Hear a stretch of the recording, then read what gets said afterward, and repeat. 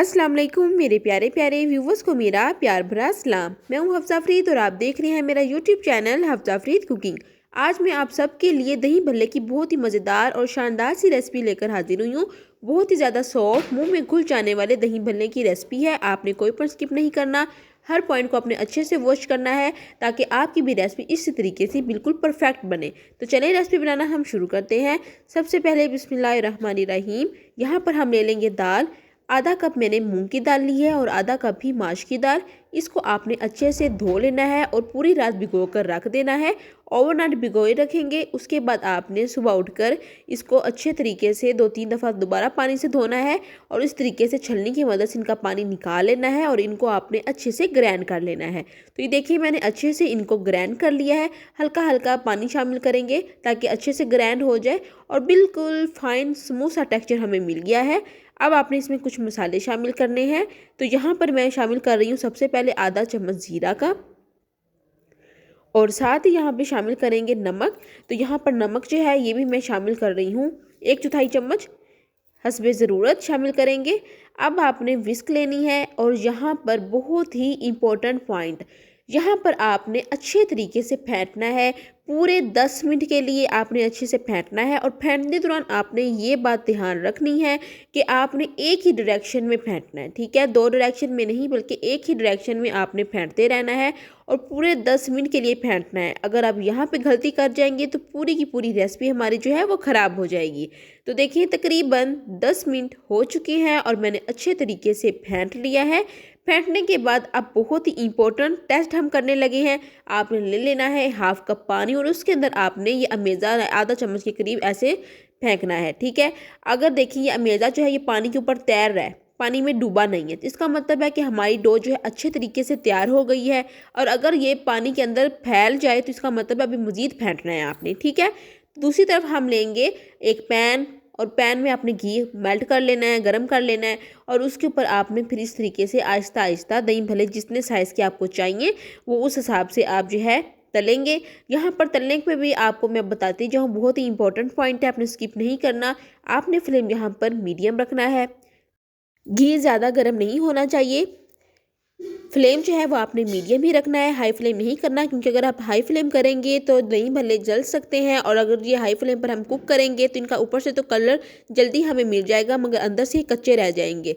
तो इसलिए आपने मीडियम फ्लेम पर तकरीबन इसको आपने 8 मिनट तक अच्छे से कुक करना है, अच्छे से फ्राई करना है और चंद सेकंड बाद या 1-2 मिनट बाद आपने इनकी साइड चेंज करनी है और इनको इस तरीके से आपने मीडियम फ्लेम पर ही पकते रहने देना है ताकि ये अंदर तक कुक हो जाएं अच्छे तरीके से, ताकि जब हम इनको सेव करें, स्टोर करें तो ये 6 महीने तक अच्छे से स्टोर हो सके और जल्दी ख़राब भी ना हो।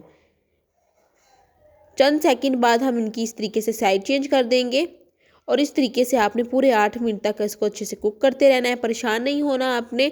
और इसकी फ्लेम जो है वो आपने मीडियम ही रखना है, हाई बिल्कुल नहीं करना। मीडियम फ्लेम पर ही हम इनको कुक करेंगे 8 मिनट तक।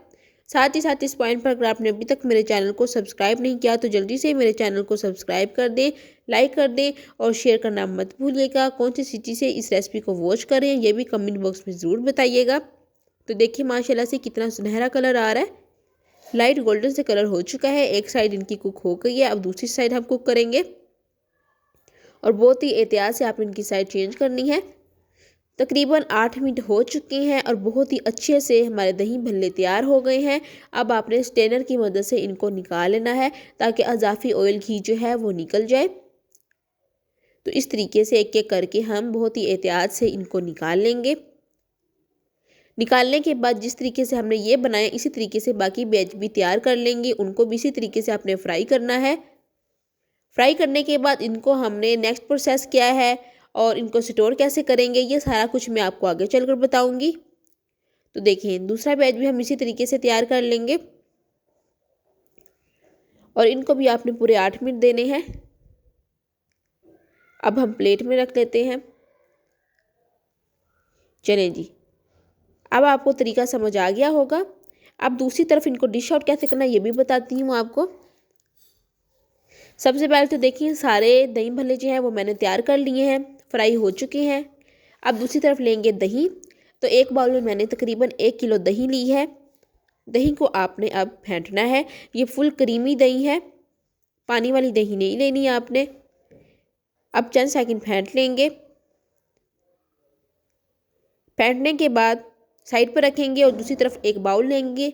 बाउल में आपने पानी शामिल करना है और जो आपने कुक किए हैं, फ्राई किए हैं दही भल्ले, उनको आपने पानी में शामिल कर देना है। अगर आप तो स्टोर करने लगे हैं दही भल्ले, तो इसी पॉइंट पर आपने पाइपिंग चीज़ में डालकर स्टोर कर लेना है। और अगर आपने इस्तेमाल अभी करने हैं तो इस तरह आपने पानी में इनको भिगो देना है ताकि ये अपने अंदर सारा पानी जज़ब कर लें। कवर कर देंगे 15 मिनट के लिए। तो देखें 15 मिनट हो चुके हैं और वो अच्छे से फूल गए हैं। दही में हम शामिल करेंगे नमक और साथ ही यहाँ पे शामिल कर रही हूँ गरम मसाला पाउडर। तो ये नमक और गरम मसाला पाउडर जो है ये मैंने अपने टेस्ट के मुताबिक 1/4 चम्मच दोनों शामिल किए हैं। आप कम या ज़्यादा कर सकते हैं, बस ये 2 मसाले ही जाने हैं।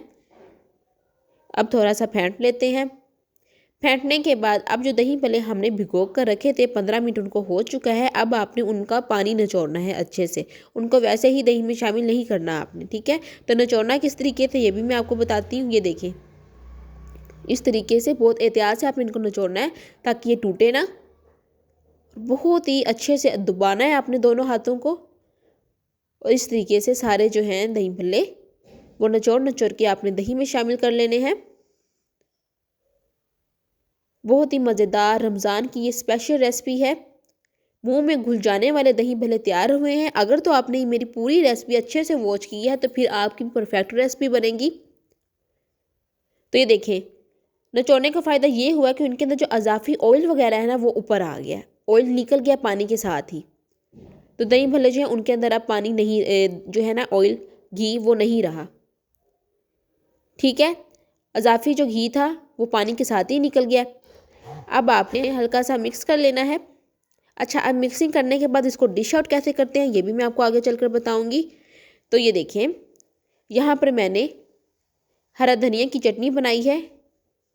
तो इस तरीके से हम ये रख देंगे।